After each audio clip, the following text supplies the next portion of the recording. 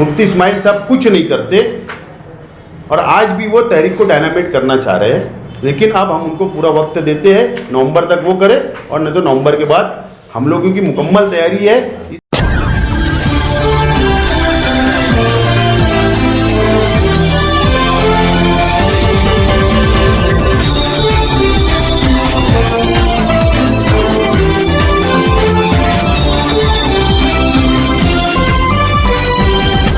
असल में मुफ्ती मोहम्मद इस्माइल कासमी साहब को इसीलिए हमने वक्त दिया है कि उनको जो किसी के ऊपर कार्रवाई करना है वो कर ले, एक ही टाइम कर ले, एक घाव दो टुकड़ा, या कंपनी को शहर से भिजा दे या तो शहर को निजात दिला दे। बहरहाल मुफ्ती इस्माइल साहब ने जो इल्ज़ामात लगाए पावर कंपनी के ताल्लुक से, मुफ्ती मोहम्मद इस्माइल कासमी साहब ने बहुत सारे इल्ज़ामात हम पर लगाए। आज मैं उसका जवाब नहीं दूंगा। हमारा भी 28 तारीख को जुमा के दिन सलामताबाद चौक में हमारा भी जलसा है। उस जलसे के अंदर जो छछन इन्होंने किया आगरा रोड पर, जो छछन इन्होंने इस्लामपुरे में किया और जो छछन इन्होंने हबीब लॉन्स में किया, एक एक चीज़ का जवाब और करारा जवाब इंशाअल्लाह मैं वहाँ पर दूंगा। ऐसा है कि मुफ्ती मोहम्मद इस्माइल कासमी साहब हर वक्त हमारी तहरीक को डायनामाइट करने का काम करते हैं। मैं इससे पहले भी कहा, जब हम लोग लड़ाई करने जाते, देखो मैं ऐसा मानता हूं कि ये जो मामला है ये सियासत से ऊपर उठकर काम करना पड़ेगा।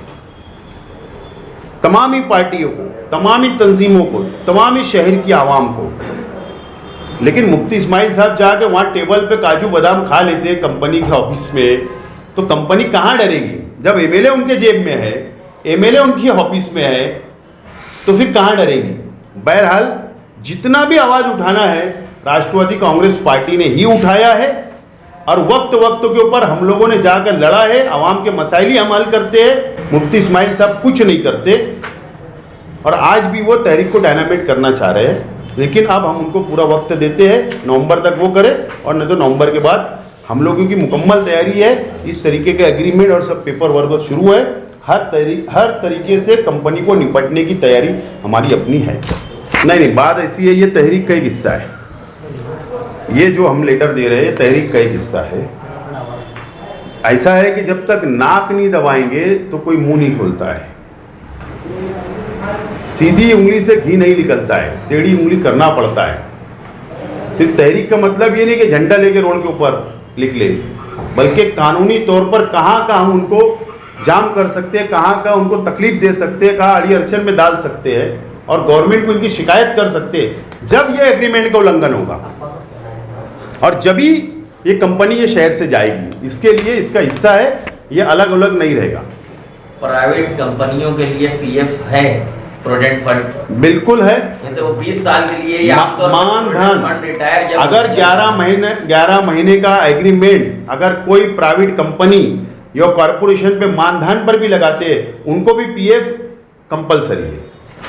ये गवर्नमेंट के पास पैसा भरा जाता है। उसी में ज्वाइन होता है। नहीं, ये वो आप भी मजदूर लीडर है। गवर्नमेंट की जो कानून है सेंट्रल गवर्नमेंट का, उसके हिसाब से हम लोग बात कर रहे हैं और उसी के अंदर ये लोग कानूनी तौर पर फंसेंगे। मुफ्ती इस्माइल करने आए, वहाँ पहुँचे, फिर पुलिस स्टेशन गए, फिर वो बोले कि 353 बनाने से नहीं डरेंगे। तो इन सब मामला से लगता है क्या कि वो आपकी तहरीक डायनामाइट कर रही है या कोई और वजह है, या तफसील ऐसा समझ में नहीं आ रही है। मुझे तहरीक इतनी बड़ी तहरीक मालेगा बंद के ताल्लुक से और डायनामाइट कर रहे हैं मुफ्ती इस्माइल, तो जरा सा मैं खलील अब्बास साहब से ये जो सवाल की बहुत अच्छा सवाल किया, मैं इनसे पूछना चाहता हूँ। उस दिन मुफ्ती इस्माइल साहब सिटी पुलिस स्टेशन में एसपी ऑफिस में गए, वहाँ पे पावर हाउस के लोग भी आए, एसपी साहब थे या नहीं थे ये उनको मालूम है, खलील अब्बास साहब को। मैं इनसे पूछता हूँ कि उस दिन का नतीजा क्या हुआ, उस दिन निर्णय क्या हुआ, उस दिन फैसला क्या हुआ? जो लोगों का मीटर उस दिन निकला था उनका मीटर वापस लग गया क्या? क्योंकि मुफ्ती साहब तो यही बोल रहे थे पहले मीटर लगाओ उसके बाद बात करेंगे, तो उनके मीटर लग गए। ये मैं खलील अब्बास साहब पेपर के माध्यम से ये आज के पेपर में ये लिखना चाहिए कि उनका क्या हुआ, फायदा हुआ, नुकसान हुआ, उस पे से पब्लिक समझ जाएंगे किसने क्या मसला हल किया, किसने क्या बोला नहीं बोला।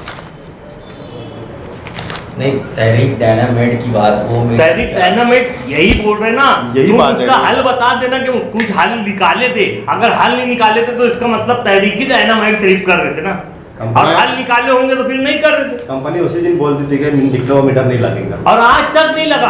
हाँ, नहीं लगा। दत्तनगर में और पवार वाले पुलिस स्टेशन के पीछे अबूजर गफ्फारी मस्जिद के पास का जितना मीटर निकला था वो सबको उनके बिल दे दी गई, उनके मीटर आधे से ज्यादा लग भी चुके। यहाँ का क्या हुआ वो बताना। आज की तारीख तक ना तो वहां का कोई बिल निकला ना तो वापस मीटर लगा। अगर लगा होगा, अगर उनका मीटर लग गया होगा, उनका मसला सॉल्व हो गया होगा तो मुफ्ती साहब सही कर रहे थे, और नहीं तो फिर टांग अड़ाने का काम कर रहे थे। मैं आपके चैनल के माध्यम से आप लोगों के सामने बोल रहा हूँ। यानी ऐसा माना जाए कि अब मालेगांव बंद नवंबर के बाद रहेगा राष्ट्रवादी कांग्रेस में। मुफ्ती इस्माइल साहब, हमारा ऐलान कब हुआ? 16 तारीख को। मुफ्ती साहब 17-18 तारीख को 17 ये बात करते हैं। तो ये एक तरीके से, और उसके बाद जलसे के अंदर अलग अलग बात करते हैं। यानी एक पार्टी जो तहरीक चलाने के रास्ते पर जा रही है, शहर बंद करने के लिए जा रही है, मोर्चा निकालने के लिए जा रही है, तो मुफ्ती इस्माइल साहब एक पार्टी को निशाना बनाकर शहर को गुमराह करके, सीधा सा मतलब है कि एक पार्टी ये तहरीक ना चलाए, वो क्रेडिट ना ले। तो ठीक है भाई, क्रेडिट का झगड़ा नहीं है। शहर के फायदे में अगर मुफ्ती इस्माइल साहब अच्छा कर सकते हैं, इसके लिए हम उनको टाइम दे रहे हैं। 3 रोज पहले मालेगांव शहर के एमएलए मुफ्ती मोहम्मद इस्माइल साहब ने अपने एक जलसे में, अभी ब्लाउंस के अंदर उन्होंने तरह तरह की बातें की, लेकिन उन्होंने पावर बिजली कंपनी के ताल्लुक से भी शहर को गुमराह करने का काम किया। आप लोगों को पता है कि 16 अक्टूबर को इसी जगह पर हम लोगों ने प्रेस कॉन्फ्रेंस लिया था, और दिवाली के बाद हम लोगों ने ये ऐलान किया था कि मालेगांव शहर बंद किया जाएगा और एक महामोर्चा निकाला जाएगा पावर कंपनी के खिलाफ में। ये तमामी अखबारात के अंदर भी खबर आई, यूट्यूब चैनल के ऊपर भी, और शहर की आवाम ने भी देखा, पढ़ा, सुना। लेकिन उसके दूसरे ही रोज़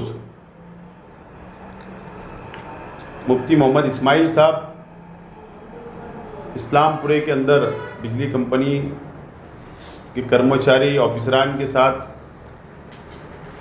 जो भी उनके वहाँ पर उनको बहस हुई, पुलिस स्टेशन में गए। खैर अच्छा काम है, उनकी भी जिम्मेदारी ये करना चाहिए। लेकिन जलसे में तरह तरह के इल्ज़ामात हम लोगों पर लगाए और शहर को गुमराह करने का काम उन्होंने किया।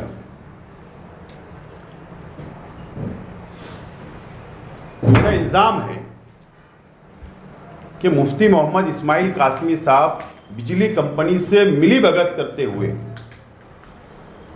हमारी तहरीक को डायनामाइट करने के लिए असल में दूसरे तीसरे दिन इस्लामपुरे के अंदर जाकर वो धड़के वहाँ बैठे और बहस की। और जो इल्ज़ामात उन्होंने लगाए, तरह तरह के इल्ज़ामात लगाए, वो भी एक हथकंडा इस्तेमाल किया गया। वो असल में हमारी अपनी तहरीक जो हम लोग ने ऐलान किया कि मजबूती के साथ एक शहर के अंदर कॉर्नर मीटिंग लेकर शहर के अंदर बेदारी पैदा करके हम लोग महाआंदोलन और शहर बंद करने वाले थे बिजली कंपनी के खिलाफ। तो मुफ्ती इस्माइल साहब ने हमारी तहरीक को डायनामाइट करने का काम किया और एक अलग तरीके से माहौल पैदा करने का शहर के अंदर काम किया। अगर मुफ्ती मोहम्मद इस्माइल साहब तहरीक चलाना चाहते हैं तो आज हम लोग मुफ्ती मोहम्मद इस्माइल कासमी साहब को नवंबर एंड तक नवंबर एंड तक मुफ्ती मोहम्मद इस्माइल कासमी साहब को वक्त देते हैं कि आप पावर बिजली कंपनी के खिलाफ पर रास्ते पे उतरो, शहर बंद करो, तहरीक चलाओ। अगर आप शहर का फ़ायदा कर सकते हो, जो अत्याचार कंपनी कर रही है, जो नाइंसाफ़ी शहर की आवाम के साथ कर रही है, जो जुल्म कर रही है कंपनी शहर की आवाम के साथ, चाहे बुनकर हो, छोटा मोटा धंधा करने वाले हो, चाहे घरगुती हो, तमाम ही लोगों के साथ जो अत्याचार कर रही है, जुल्म कर रही है, अगर आप शहर को फ़ायदा दे सकते हो, कंपनी से निजात दिला सकते हो, तो हम नवंबर एंड तक मुफ्ती मोहम्मद इस्माइल कासमी साहब के लिए टाइम देते हैं। वो तहरीक चलाए, वो शहर की आवाम को राहत देने का काम करे। बहरहाल हमारी अपनी तैयारी जारी रहेगी, हमारी तैयारी जारी रहेगी। पावर बिजली कंपनी के खिलाफ में हमारी मुकम्मल तैयारी हम लोग कर कर रखेंगे, वो कानूनी भी और फील्ड के ऊपर भी, माहौल बनाने के लिए भी। मैं आपको जो बिजली कंपनी जब से आई, शहर के कोई भी सियासी पार्टी को या कोई भी शख्स को आज तक हुकूमत महाराष्ट्र से जो एग्रीमेंट हुआ उसकी कॉपी आज तक कंपनी ने नहीं दी और न शहर के आवाम को बताई। ये मेरे पास हुकूमत महाराष्ट्र के साथ जो कंपनी का एग्रीमेंट हुआ है, ये उसकी कॉपी मैंने हासिल किया हूँ, यह आपके सामने मैं बता रहा हूँ। और अब इसके ऊपर हम लोग स्टडी करके जो भी रिक्वायरमेंट, जो भी सहूलत देना, कैसी सहूलत कंपनी के ज़रिए शहर को देना, कैसे वसूल करना, मीटर निकालना नहीं निकालना, तमाम ही चीज़ें इसके अंदर लिखी हुई है। हम इस एग्रीमेंट के आधार के ऊपर कागजी कार्रवाई, कानूनी कार्रवाई, हमारी तैयारी हम लोग शुरू रखेंगे। और अब इस एग्रीमेंट के हिसाब से हम लोग कंपनी से सवाल जवाब करने की शुरुआत हम लोग करेंगे ताकि शहर की आवाम को राहत मिले। दूसरी बात, पावर कंपनी से हमारे कई सवालात हम लोग पूछ रहे हैं, महावितरण से हम लोग कई सवालात पूछ रहे हैं, और जो सेंट्रल गवर्नमेंट का फाइनेंस डिपार्टमेंट होता है, जो कर्मचारी का पीएफ काटती है, चाहे वो कॉरपोरेशन के कर्मचारी हो, चाहे मानधन के कर्मचारी हो, चाहे प्राइवेट कंपनी के कर्मचारी हो या नौकर हो, कानून है कि जितना पगार वो नौकर को होगा, जो कर्मचारी को होगा, उसके 2 या 5% पीएफ गवर्नमेंट के अकाउंट में जमा कराना ये ज़रूरी होता है। वो कर्मचारी, वो नौकर की तमाम ही मालूमात, उसका नाम, उसका पता कि हमारी कंपनी में फला आदमी काम कर रहा है, नौकरी कर रहा है, उसकी पूरी मुकम्मल मालूमात उनको देना पड़ता है पीएफ कमिश्नर के पास, सीओ के पास, जो नासिक में इसका ऑफिस है। मेरा इल्ज़ाम है कि पावर कंपनी जितने भी कर्मचारी का इस्तेमाल कर रही है वो रिकॉर्ड पर नहीं है, रिकॉर्ड पर नहीं है, पीएफ नहीं कट रहा है, गवर्नमेंट के पास वो कर्मचारियों की मालूमात जमा नहीं है।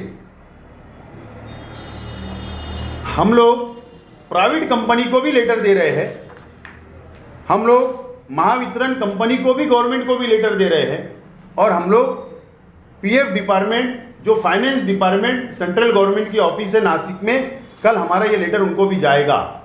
हमने ये पूछा है कि देश भर के कौन कौन से राज्य के कर्मचारी मालेगांव शहर के अंदर काम कर रहे हैं कंपनी में।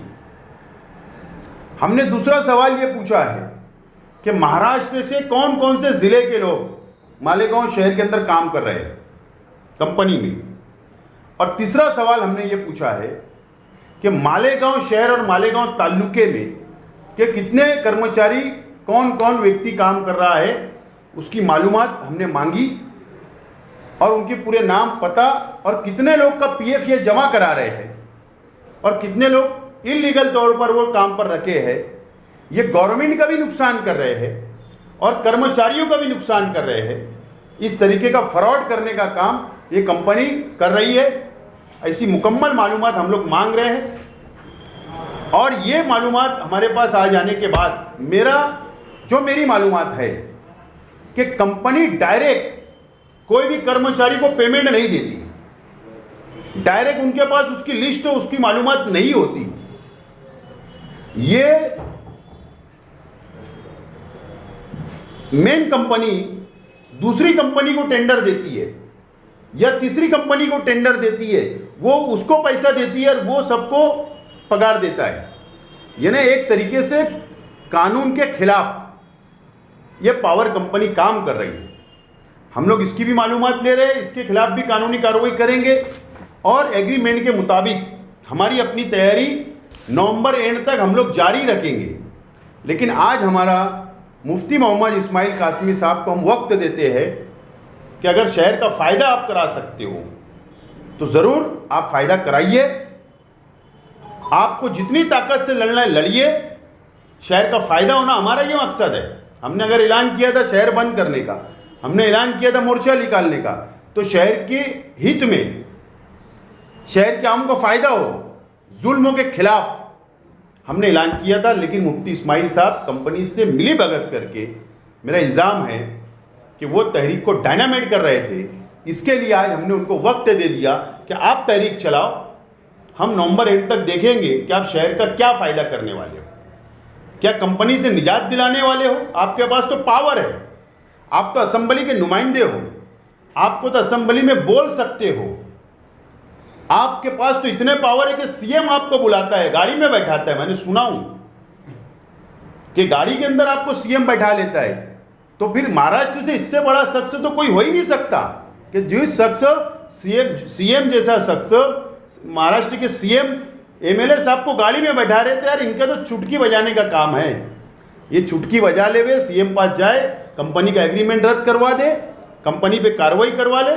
हम आपको नवंबर तक टाइम देते हैं और नहीं तो अल्लाह के वास्ते कंपनी से मैनेज होकर आप ये शहर का नुकसान ना करें।